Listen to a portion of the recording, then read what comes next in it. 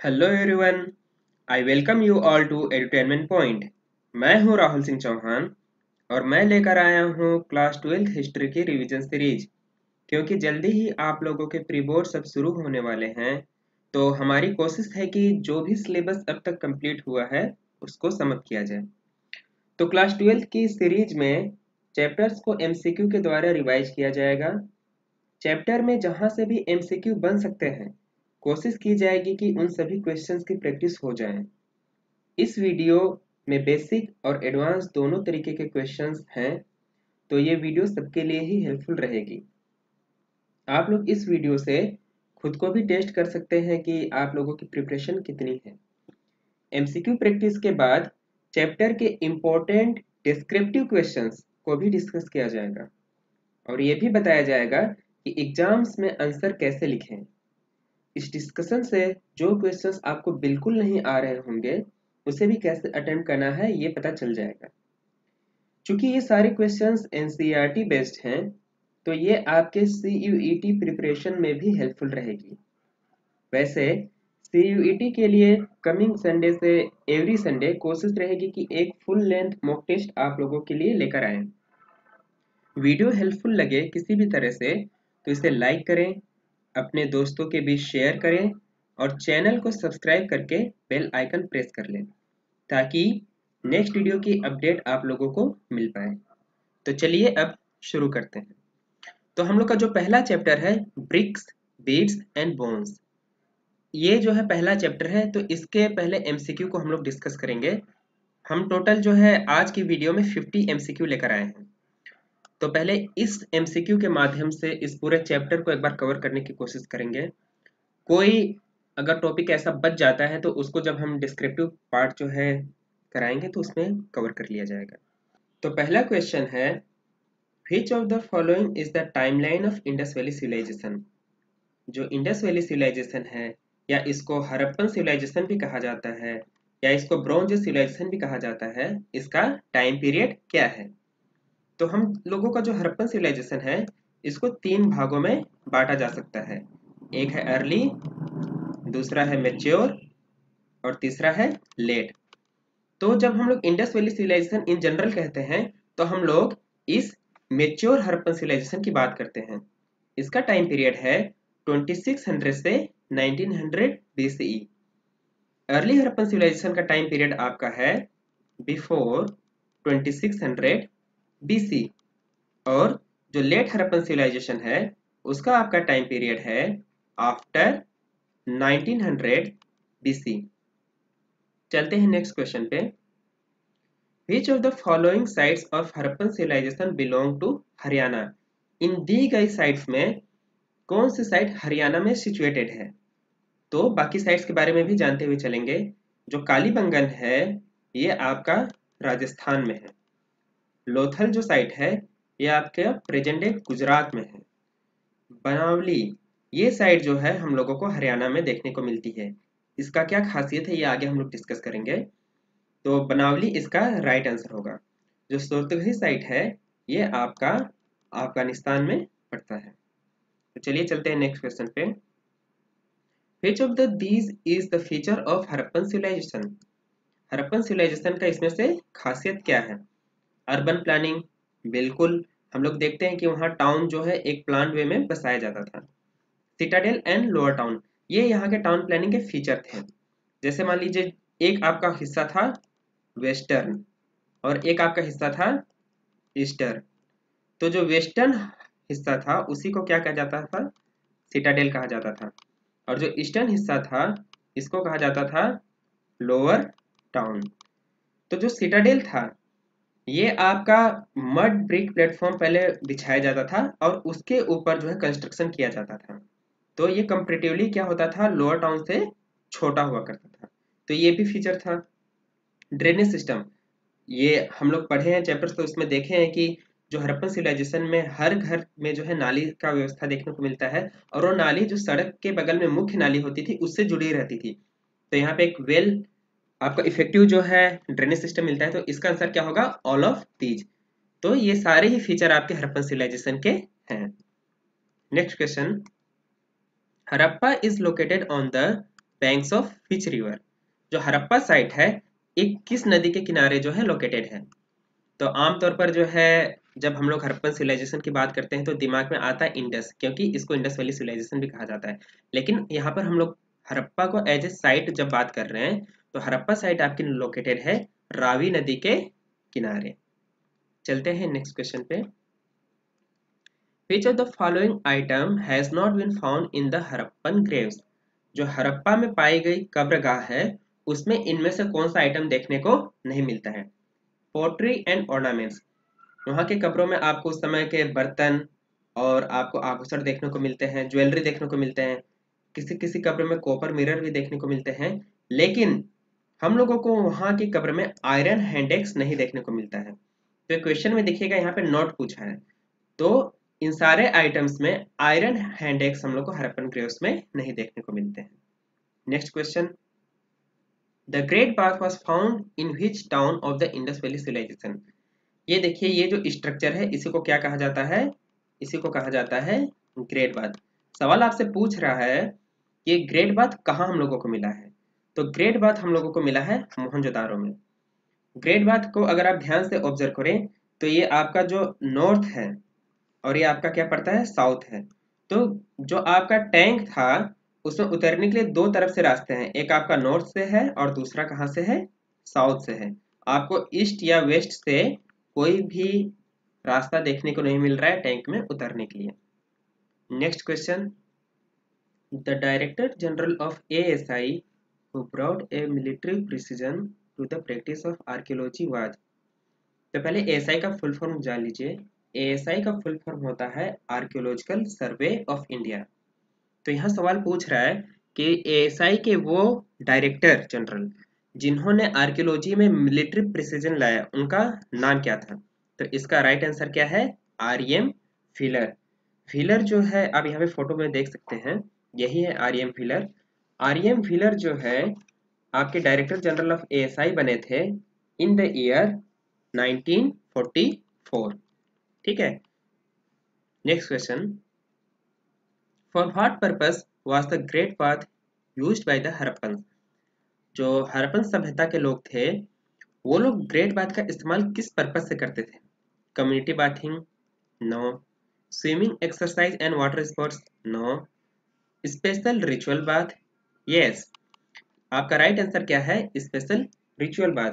जिस कॉन्टेक्स्ट में आपका ग्रेट बाथ मिला है, जैसे ग्रेट बाथ आपका किस हिस्सा में मिला है, सिटाडेल के हिस्सा में मिला है। मोहनजोदारो में जो आपका सिटाडेल वाला पार्ट है वहां पे आपको ग्रेट बाथ मिला है।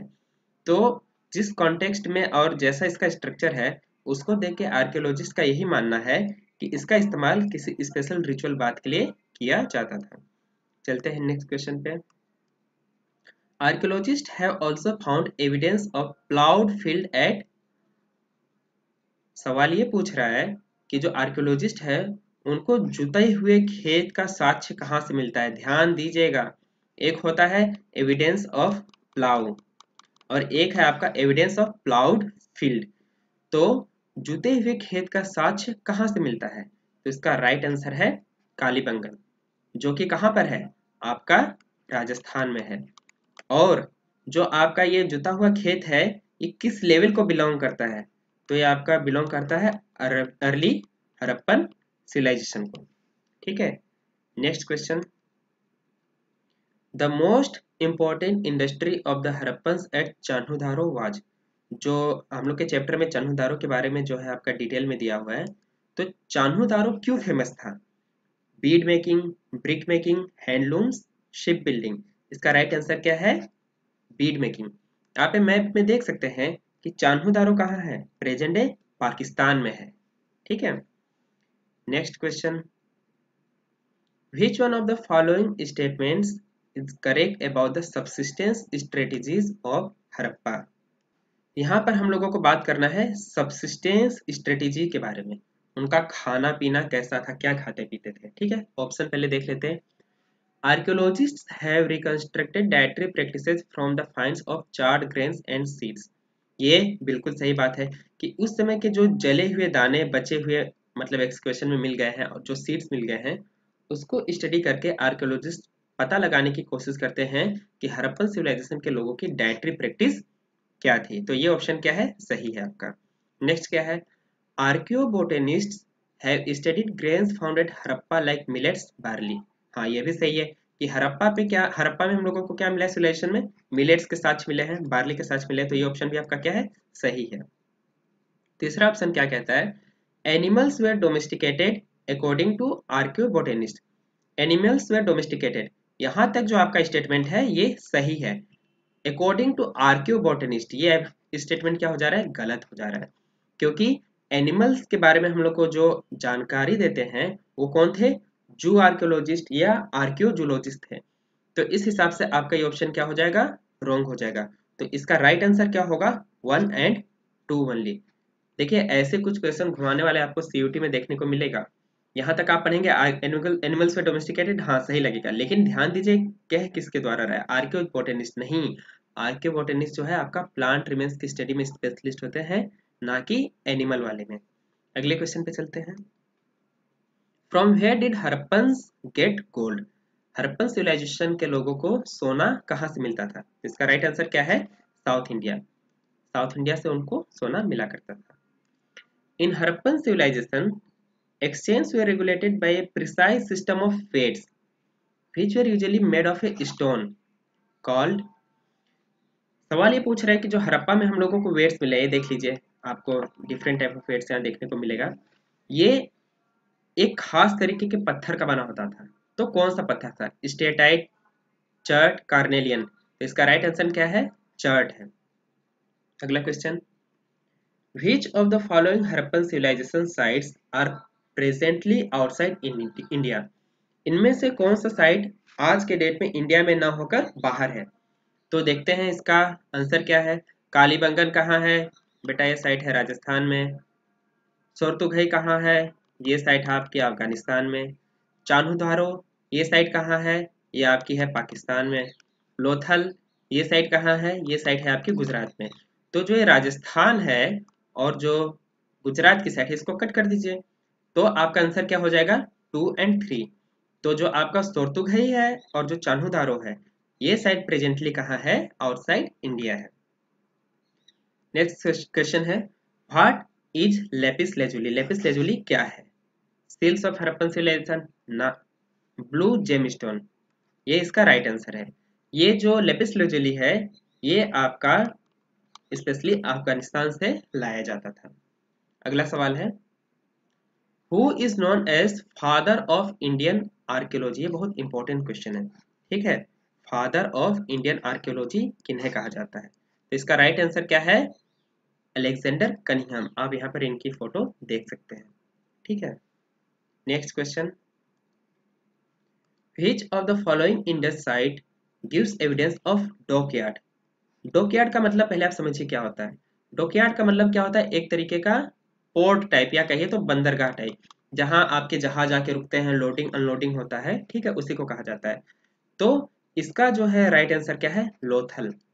लोथल इसीलिए फेमस है क्योंकि यहाँ पर एक डॉकयार्ड मिला था। ये साइट कहाँ है? गुजरात में है। आप देख सकते हैं कि जैसे ये आपका एक डॉकयार्ड है, यहाँ आकर नाव रुकती थी और फिर यहाँ से मेनली वो जाके अपना जहाँ आना जाना होता था करते थे। तो इसका राइट आंसर क्या है? Dockyard. Who was the chief female deity worshipped bye Harappans? Harappans द्वारा, हरप्पा सिविलाइजेशन के लोगों के द्वारा पूजी जाने वाली जो प्रधान फीमेल डायटी थी, कौन थी? लक्ष्मी ना, प्रीस्ट क्वीन नहीं, मदर गॉडेस। इसका राइट आंसर क्या है? Mother goddess. सरस्वती भी नहीं थी। आप देख सकते हैं मदर गॉडेस की मूर्ति है जो मिली है, ये हेवली ज्वेल्ड है। आप देख सकते हैं कितना ऑर्नामेंट्स और इनका हेडगियर सब जो है काफी सजा धजा है।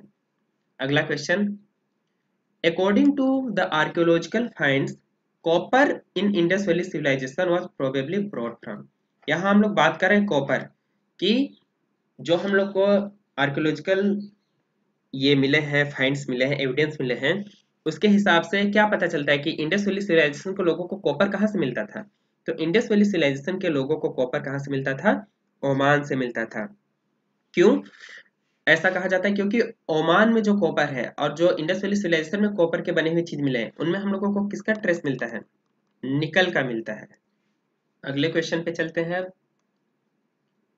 What was the name of Indus region according to Mesopotamian text. पूछा जा रहा है आपसे कि जो मेसोपोटामिया सभ्यता में जो टेक्स्ट पाए गए हैं उसमें इंडस वैली सिविलाइजेशन, उसमें हड़प्पन सिविलाइजेशन के रीजन को किस नाम से बुलाया जाता है। तो इसका राइट आंसर क्या है? मेलुहा। मेसोपोटामियन सिविलाइजेशन के बारे में आप जो है डिटेल में क्लास 11th में पढ़े थे। एक चैप्टर था राइटिंग एंड सिटी लाइफ, अगर आप लोगों को याद हो तो वहां पर जो है इस सिविलाइजेशन के बारे में हम लोग डिटेल में डिस्कस किए थे। और ये सिविलाइजेशन आज प्रेजेंट डे जहाँ इराक वाला एरिया है वहीं पर ये डेवलप हुआ था। अगले क्वेश्चन पे चलते हैं। मेसोपोटामियन टेक्स्ट में जो मेलुहा शब्द है ये किसके लिए प्रयोग होता है? पहले हम लोग देख लिए ये किसके लिए प्रयोग होता है। ये प्रयोग होता है हड़प्पा के लिए। और हड़प्पा को क्या कहा गया है? इसको कहा जाता है land of seafarers, it means नाविकों का देश। तो इसका राइट आंसर क्या होगा? Option number D. The Harappan script was written from. ठीक है, इसके बारे में चैप्टर में अच्छे से समझाया गया है कि आपकी हड़प्पन स्क्रिप्ट किधर से लिखी जाती थी। नीचे से ऊपर लिखी जाती थी या ऊपर से नीचे लिखी जाती थी, लेफ्ट से राइट लिखी जा रही है या राइट से लेफ्ट लिखी जा रही है। इसका आपका जो करेक्ट आंसर है वो आपका है option number D, from right to left. ऐसा क्यों है? ऐसा इसलिए बेटा कि नॉर्मली जब हम लोग लिखते हैं तो इधर काफी ज्यादा गैप देते हैं और आगे जाके क्या होता है गैप कम हो जाता है वर्ड्स के बीच। लेकिन जब हम लोग हड़प्पन टेक्स्ट देखते हैं तो उसमें राइट हैंड साइड पे गैप ज्यादा है और जब लेफ्ट हैंड साइड आता है तो वहां पर क्या होता है गैप कम हो जाता है, जैसे ऐसा प्रतीत होता है कि आउट ऑफ स्पेस हो गया था। तो इसका राइट ऑप्शन क्या है? Option number D. अगले क्वेश्चन पे चलते हैं। Which of the following statements is not correct regarding the Harappan weights. ध्यान दिया कीजिएगा, यहाँ पे क्या कह रहा है? नॉट। ठीक है, तो इसमें से कौन सा ऑप्शन सही नहीं है? Weights were usually made of chert stone, ये अभी हम लोग थोड़ा देर पहले देखें, ये ऑप्शन क्या है? सही है। They were generally circular with markings, इसको देखेंगे कि सच में सर्कुलर थे, क्यूबिकल थे, रेक्टेंगुलर थे, क्या थे। The lower denominations of weight were actually binary, हाँ ये स्टेटमेंट सही है। The higher denominations followed the decimal system, ये भी स्टेटमेंट सही है। तो इस क्वेश्चन के हिसाब से इसका राइट आंसर क्या होगा? ऑप्शन नंबर बी होगा। They were generally circular with markings, ना वो सर्कुलर नहीं होते थे, वो एक्चुअली शेप में कैसे हुआ करते थे? क्यूबिकल हुआ करते थे। ठीक है, इसका राइट ऑप्शन क्या होगा? Option number B. चलते हैं नेक्स्ट क्वेश्चन पे। Which of the following metals was not known to Harappan. Harappan civilisation के लोगों को इनमें से कौन से मेटल का ज्ञान नहीं था? ये हमेशा जब नोट आए ना बेटा ध्यान दिया कीजिएगा। ब्रॉन्ज बिल्कुल था, इसीलिए इसको ब्रॉन्ज सिविलाइजेशन कहा जाता है। सिल्वर का भी एविडेंस हम लोग को मिलता है, कॉपर का भी एविडेंस मिलता है, लेकिन हम लोग को आयरन का एविडेंस नहीं मिलता है। तो हड़प्पन सिविलाइजेशन के लोगों को आयरन का ज्ञान नहीं था। अगला question. Which of these was the cause of decline of Harappan civilization? देखिए बेटा 1900 के बाद ये सिविलाइजेशन जो है अपने डिक्लाइन फेज में जाता है। तो इसके लिए क्या क्या रीजन, क्या क्या मतलब कारण उत्तरदायी थे? अलग अलग हिस्टोरियन अपना अलग अलग मत देते हैं। कोई कहता है कि क्लाइमेट चेंज था, कोई कहता है कि जो है आपका फ्लड आए इसकी वजह से हो गया ये सिविलाइजेशन का एंड, कोई कहता है डिफोरेस्टेशन की वजह से हुआ है। तो आर्कियोलॉजिस्ट का कई सारे मत है इसको लेकर। तो इसका राइट ऑप्शन क्या हो जाएगा? Option number D, all of these. अगला question. Which of these was not worshipped by the Harappans, इनमें से किनका पूजा हड़प्पन सिविलाइजेशन के लोग नहीं करते थे? नेचर वर्शिप करते थे, अभी देखे मदर गॉडेस की प्रतिमा उसकी उनकी भी वर्शिप किया करते थे। इंद्र की पूजा जो है हड़प्पन्स के द्वारा नहीं की जाती थी। इनकी पूजा जो है हम लोगों को ऋग्वैदिक पीरियड में देखने को मिलती है। ऋग्वैदिक पीरियड के ये सबसे प्रमुख भगवान होते हैं। ठीक है, पशुपतिनाथ की भी सील हम लोग को मिली हुई है हड़प्पन सिविलाइजेशन से। अगला question. Which of the following site is called a center of Ganeshwar Jodhpur culture by archaeologists? Ganeshwar Jodhpura culture कहाँ पर फ्लोरिश हुआ? तो ये आज का जो आपका प्रेजेंट एक क्षेत्रीय एरिया है वहां पर इस सिविलाइजेशन का डेवलपमेंट हुआ था। अगला क्वेश्चन।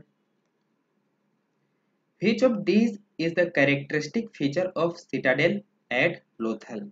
देखिए अभी थोड़ा देर पहले जब हम टाउन प्लानिंग बता रहे थे आप लोग को, तो हम बताए थे कि सिटाडेल क्या होता था, एक ऊंचाई पर बना रहता था।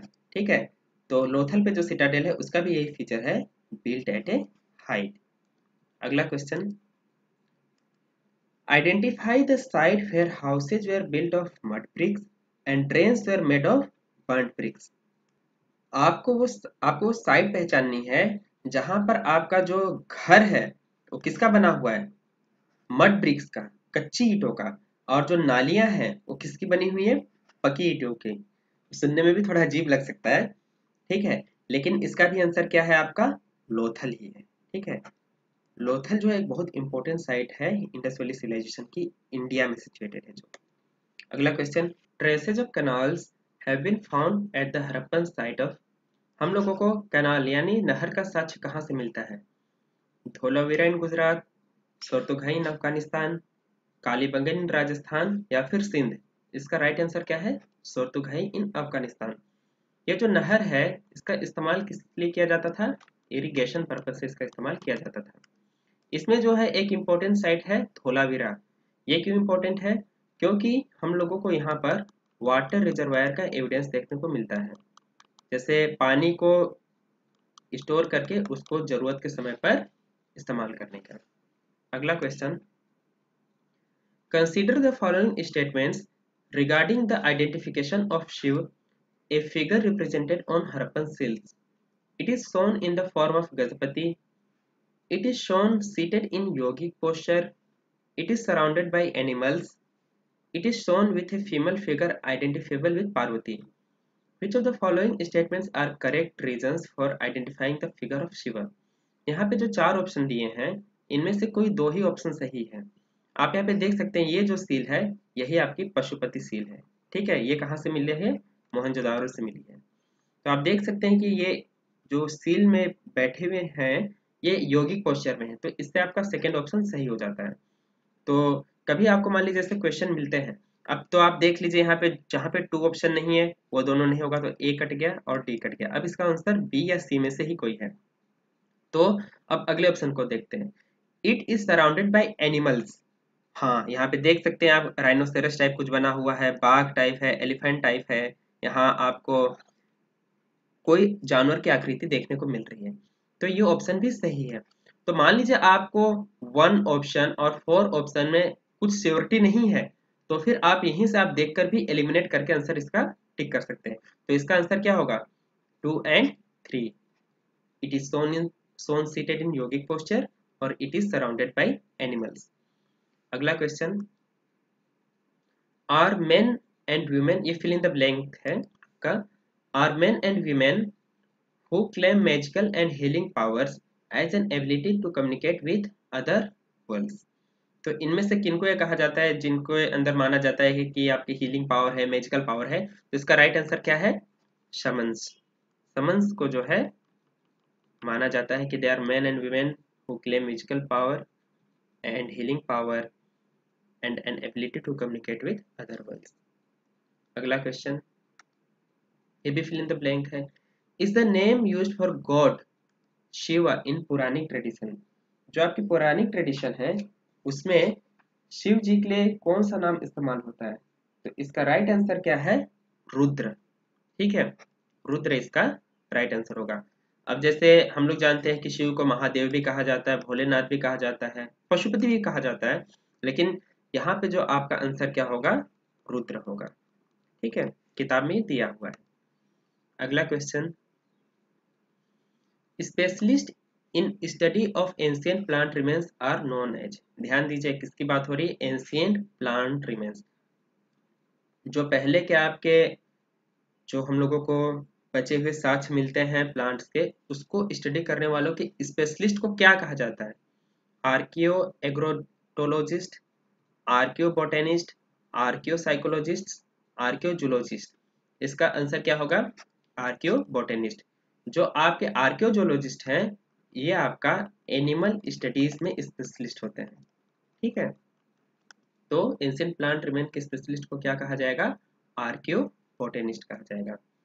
अगला question, Mesopotamian text datable to the 3rd millennium BCE refer to copper coming from a region called Magan. Magan was probably the ancient name of. मगन किसका पुराना नाम था, जो कि हम लोग को कहाँ देखने को मिलता है, मेसोपोटामियन टेक्स्ट में। तो मगन जो है नाम प्रयोग होता है आपका ओमान के लिए, ठीक है। मेसोपोटामियन टेक्स्ट में मगन किसको रिफर करता है, ओमान को रिफर करता है। अगला क्वेश्चन असर्शन और रीजनिंग का क्वेश्चन है, ठीक है। इसको ध्यान से समझने की कोशिश कीजिएगा कि इसको कैसे हम लोगों को समझना चाहिए। स्टेटमेंट दिया है bones of cattle have been found at Harappan sites.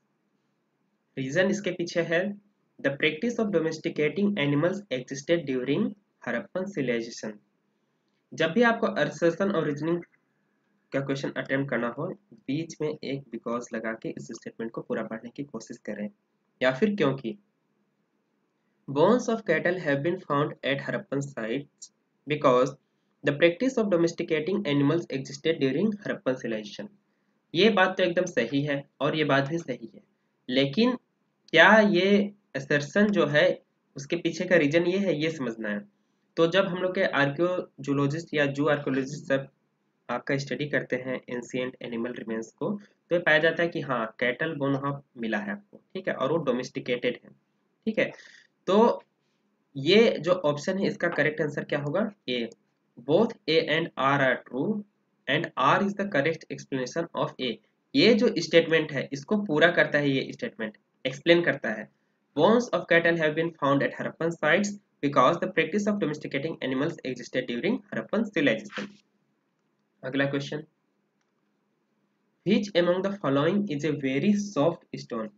इसमें आपके स्टोन के कुछ प्रकार दिए गए हैं, स्टेटाइट है, जेस्पर है, कार्नेलियन है। तो इसमें से पूछा जा रहा है कि इसमें से आपका सॉफ्ट स्टोन कौन सा है, मुलायम स्टोन, ठीक है। तो इसका जो राइट आंसर होगा वो होगा स्टेटाइट। स्टेटाइट एक तरीके का सॉफ्ट स्टोन था जिसपे इजिली वर्क किया जा सकता है, ठीक है। अगर हार्ड स्टोन होगा तो उस पर कार्विंग करने में आपको दिक्कत होगी, लेकिन स्टेटाइट एक सॉफ्ट स्टोन है तो इस पर इजिली कार्विंग हो सकता था। अगला सवाल है, ये भी असर्शन और रीजनिंग का है। The bull was known and archaeologist extrapolate from this that oxen was used for ploughing because terracotta models of the plough have been found at sites in Cholistan and Banawali. अब आपको दोनों स्टेटमेंट जो है जानना पड़ेगा कि सही है कि गलत है। तो हाँ ये बात तो सही है कि यहाँ पे आर्कियोलॉजिस्ट को जो है बुल के बारे में एविडेंस देखने को मिलता है कि हड़प्पन को बुल के बारे में जानकारी थी, वहां पर उन लोगों को जो है प्लाउ का भी एविडेंस देखने को मिला है। तो वो लोग एक कंक्लूजन पे जाते हैं कि ऑक्सन का इस्तेमाल किया जाता था प्लाउ के लिए, ठीक है, क्योंकि terracotta model of plough have been founded sites in Cholistan and Banawali. अब ये चीज को आपको वेरीफाई करना है कि क्या जो आपका प्लाउ का मॉडल है वो चोलिस्तान और बनावली से ही मिला है। तो ये बात एकदम सही है, हम आपको पहले बताए थे कि बनावली के बारे में डिस्कस करेंगे। बनावली इसलिए इंपॉर्टेंट है क्योंकि यहाँ हम लोग को एविडेंस मिलता है, किसका, हल का एविडेंस मिलता है, ठीक है। और ध्यान दीजिएगा, फिर से रिपीट कर रहे हैं, आपका प्लाउड फील्ड जो है ये अलग होता है, ठीक है। ये जुता हुआ खेत ये हम लोग को कहाँ से मिला है, ये हम लोग को मिला था कालीबंगन से, ठीक है। और प्लाव कहाँ से मिला है, चोलिस्तान और बनावली से। तो इस क्वेश्चन का राइट आंसर क्या होगा, A. Both A and R are true क्योंकि दोनों स्टेटमेंट क्या है, सही है, and R is the correct explanation of A. अगला question which of the following things were found at craft production centres in Harappan civilisation.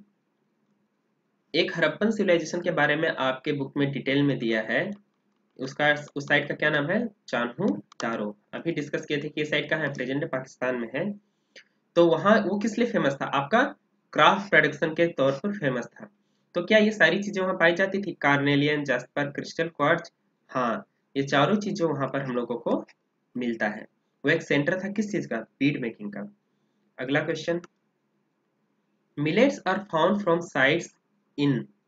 Millets हम लोग को कहां से देखने को मिलता है, कहां उसका एविडेंस मिला है, इसका राइट आंसर क्या है, गुजरात। अगला question architectural feature of Citadel. अभी थोड़ा देर पहले हम एक्सप्लेन कर रहे थे सिटाडेल क्या होता है, ठीक है। तो उसका आर्किटेक्चरल फीचर क्या है, ये है स्मॉलर बट हायर। क्यों, क्योंकि ये छोटे एरिया में बना होता था as compare to lower town. लेकिन क्या होता था, ये मड ब्रिक का प्लेटफॉर्म बना के उस पर जो है सारे सेटलमेंट को बसाया जाता था।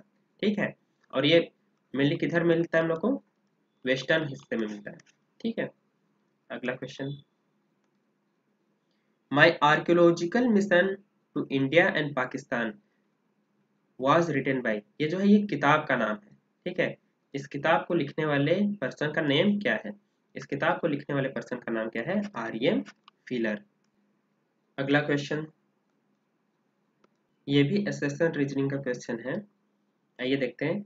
The Harappan settlement was first planned and then implemented accordingly, ये स्टेटमेंट बिल्कुल सही है, क्योंकि हम लोग क्या पढ़े हैं कि हरप्पन सिविलाइजेशन का एक स्पेशल फीचर क्या था, टाउन प्लानिंग। वहाँ शहरों का डेवलपमेंट पहले प्लान किया जाता था, उसके बाद किया जाता था।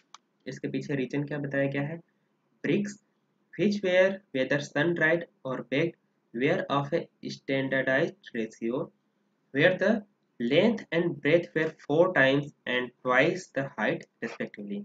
ये बात तो सही है कि हड़प्पन सिविलाइजेशन में हम लोग को जो ब्रिक्स है एक ही रेशियो में पूरे सिविलाइजेशन में देखने को मिलते हैं। तो इसमें असर्शन और रीजन दोनों सही है और दोनों एक दूसरे को पूरा करते हैं। तो both A and R are true and R is the correct explanation of A. अगला question, the story of Indian archaeology is written by, ये किताब का नाम है कि स्टोरी ऑफ इंडियन आर्कियोलॉजी किनके द्वारा लिखा गया था। आप साइड में देख ही सकते हैं, वो किताब का जो है फोटो है वहाँ पे दिया हुआ है नाम। तो इनके राइटर का नाम क्या था, एस.एन. रॉय। वो अपनी इस किताब में क्या लिखते हैं, अपनी इस किताब में वो लिखते हैं, जब ये डिस्कवरी ऑफ सिविलाइजेशन हो जाता है, जॉन मार्शल जो है इसको अनाउंस करते हैं, तो एस.एन. रॉय लिखते हैं कि Marshall left India 3000 years older than he had found her, है ना। अगला question, the grid pattern was used for the construction of, जो ग्रिड पैटर्न होता है वो किस चीज के कंस्ट्रक्शन में इस्तेमाल हो रहा था, यहाँ पर किसके लिए हो रहा था, रोड्स। इसमें क्या होता है कि रोड एक दूसरे को क्या करते हैं, 90 डिग्री एंगल पे काटते हैं। तो ये देखने से पूरा क्या लगता है, ग्रिड फॉर्म हो रहा है। इसका राइट आंसर होगा रोड्स। अगला question, which city of Harappan civilization literally means mount of deads, इनमें से किस शहर का शाब्दिक अर्थ, ठीक है, शाब्दिक अर्थ क्या है, माउंट ऑफ डेड्स या फिर मृतकों का टीला। तो इसका राइट आंसर है मोहनजोदारो। मोहनजोदारो का लिटरल मीनिंग होता है माउंट ऑफ डेड्स। अगला question, identify the Harappan evidence, ये देखिए आपको 4 ऑप्शन दिए हैं, इसको पढ़ के बताना है कि हम लोग किसके बारे में बात कर रहे हैं। इट वॉज नॉट अल्फाबेटिकल, ये जो चीज है वो अल्फाबेटिकल नहीं है, ठीक है। It has many science, alphabetical नहीं है तो क्या है, साइंस है। करीब करीब 375 से 400 साइंस है। It was written from right to left, और इसको अभी तक पढ़ा नहीं गया है। तो ये बहुत सिंपल सी चीज है। हम लोग यहाँ किसके बारे में बात कर रहे हैं, हड़प्पन स्क्रिप्ट के बारे में बात कर रहे हैं। हड़प्पन स्क्रिप्ट को अभी तक पढ़ा नहीं गया है, और अगर पढ़ा नहीं गया है तो हम लोग को हड़प्पन सिविलाइजेशन के बारे में कैसे पता चलता है, उनके आर्कियोलॉजिकल फाइंड्स के हेल्प से, जिसमें आपका जो है वो क्या कहते हैं, कोई घर का अवशेष है, कोई पोट्री का अवशेष है, उन सब से जो हम लोग सिविलाइजेशन के बारे में पता लगाते हैं। तो इसका आंसर क्या होगा, हड़प्पन स्क्रिप्ट होगा। अगला क्वेश्चन, ये भी एसेशन रीजनिंग का सवाल है। Nageshwar and Balakot were specialised centres for making shell objects, these two settlements were near the coast। यहाँ 2 साइड्स की बात हो रही है, एक है नागेश्वर और दूसरा क्या है, बालाकोट। कहा जा रहा है कि ये दोनों साइड्स किस लिए इंपॉर्टेंट थी, अपने making of shell object, shells का, शंख का बना हुआ सामान बनाने के लिए फेमस साइट्स थी। रीजन दिया गया है क्योंकि ये दोनों साइड्स किसके किनारे हैं, कोस्ट के किनारे हैं। अगर आप अपने बुक में दिया हुआ मैप देखेंगे तो ये बिल्कुल बात सही है। तो इसका राइट आंसर क्या होगा, ऑप्शन नंबर ए। अगला question, a distinctive type of vessel, a large Harappan jar coated with a thick layer of black clay, has been found at which of the following place। तो एक ऐसा jar हम लोग को मिलता है, Harappan jar, कहाँ मिलता है देखने को, ओमान। तो ये आर्कियोलॉजिस्ट जो है अनुमान लगाते हैं कि ओमान से हम लोग क्या पाते थे, अभी क्वेश्चन में डिस्कस किए थे, कॉपर। तो कॉपर के बदले जो जार में जो भी आइटम है, शायद उसको एक्सचेंज करते रहे होंगे। ठीक है, अगला question, in which of the following sites was found the seated male sculpture of priest king। जो मेल स्कल्पचर है प्रिस्ट किंग का, ये देखिए आपके सामने यहाँ पे है, वो कहाँ मिला है? ये आपका मिला है मोहनजोदारो से। इसमें देखिए जो है ये एक शॉल टाइप कुछ ओढ़े हुए प्रतीत हो रहे हैं। ठीक है, इनको क्या नाम दिया गया है? प्रिस्ट किंग दिया गया है। प्रिस्ट किंग कहाँ मिले हैं आपके? Mohenjodaro. Which of the following statements are true regarding the script written on seals used during the Harappan and Mohenjo-daro period? यहाँ पे हम लोग को जो सही स्टेटमेंट है वो पहचानना है, और किसके बारे में हम लोग देखेंगे? स्टेटमेंट स्क्रिप्ट से जुड़ा हुआ। ठीक है, The seals usually have a line of writing probably containing the name and title of the owner। जो हरप्पन सील्स हम लोग को मिली है उस पर हम लोग को एक राइटिंग की भी लाइन देखने को मिलती है, जो कि शायद नाम या फिर उसके कुछ डिटेल्स के बारे में, ओनर के बारे में हम लोग को पता चलता है। ये स्टेटमेंट क्या है? सही है। The motif on the seals generally an animal conveyed a meaning to those who could not read. ये भी स्टेटमेंट सही है। ज्यादातर जो सील है उस पर जो है क्या नाम है, एक जानवर की चित्र बनी हुई रहती थी। शायद ये उनके लिए था जो क्या होते हैं, जो लोग पढ़ लिख नहीं पाते थे। Most inscriptions are quite short and it was evidently not alphabetical and has many signs. ये ऑप्शन भी क्या है? सही है, क्योंकि ज्यादातर इंस्क्रिप्शन क्या है? शॉर्ट है। जो सबसे लंबा है वो कितना है? 26 उसमें साइन है। और ये जो है अल्फाबेटिकल नहीं है, क्यों? ये कैसा है? पिक्टोग्राफिक है। ठीक है, तो ये ऑप्शन भी सही है। The script was written from left to right. देखो यही ऑप्शन क्या है? गलत है। ये लेफ्ट टू राइट नहीं लिखा जाता था। हम लोग कब से डिस्कस करते आ रहे हैं कि जो हड़प्पन स्क्रिप्ट है वो कहाँ से लिखा जाता था? Right to left. इसलिए जो है ये स्टेटमेंट क्या है? स्टेटमेंट आपका क्या हो जाएगा? फॉल्स हो जाएगा। और इस क्वेश्चन का आंसर क्या होगा? 1, 2 एंड 3। ठीक है, 1, 2 एंड 3 इस क्वेश्चन का क्या हो जाएगा? करेक्ट आंसर हो जाएगा, क्योंकि लास्ट वाला ऑप्शन क्या है? गलत है। तो इस तरीके से बेटा आपके जो है first chapter brick bits and bones के 50 क्वेश्चंस को कवर किया गया है, जो इम्पोर्टेंट हैं। इससे जो है आपको आइडिया मिल गया होगा कि ये आपकी तैयारी कितनी है। ठीक है, तो अगर आज के एमसीक्यू क्वेश्चंस या चैप्टर से रिलेटेड कोई भी डाउट हो तो आप कमेंट सेक्शन में उसको कह सकते हैं। उसके बारे में भी अगर ज़रूरत पड़ी तो वीडियो बना के उसको भी एक्सप्लेन किया जाएगा। तो यही है, वीडियो को लाइक करें और चैनल को ज़रूर सब्सक्राइब करें, ताकि अगला जब भी कोई वीडियो अपलोड हो इसकी नोटिफिकेशन आप लोगों को मिल जाए। Thank you very much.